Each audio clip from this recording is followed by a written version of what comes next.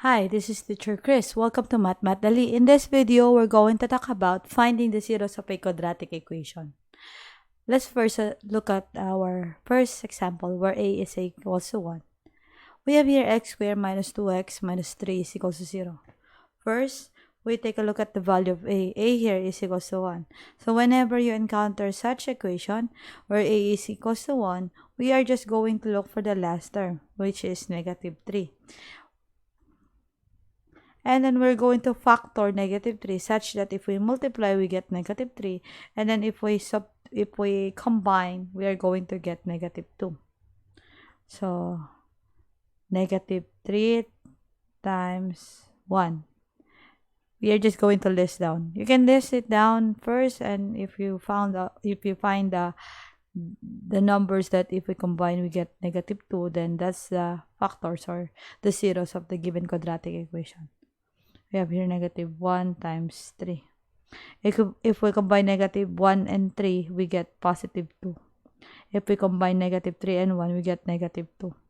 So the factors of the given polynomial is x minus 3 and x plus 1.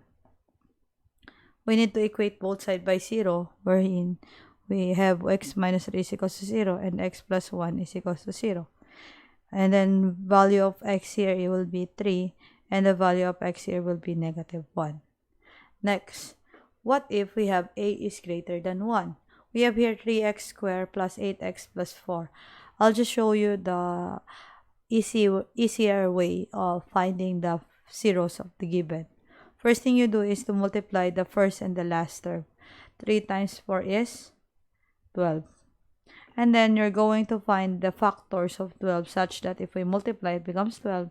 And then if we combine, we get 8. So what will be those factors?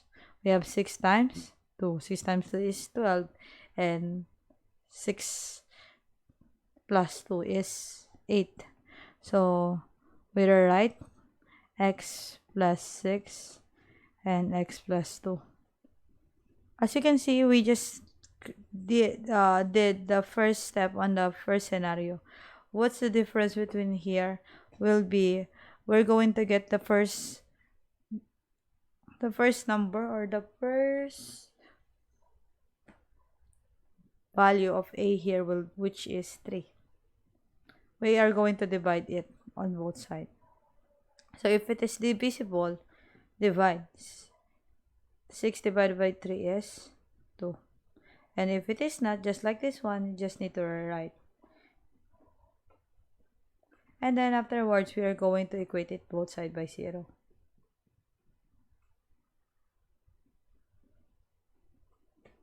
The value of x here will be x is negative 2. And x here will be negative 2 over 3. Because we need to divide both sides by 3.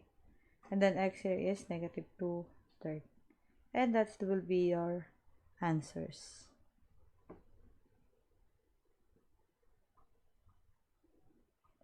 And that's for this video. Thank you.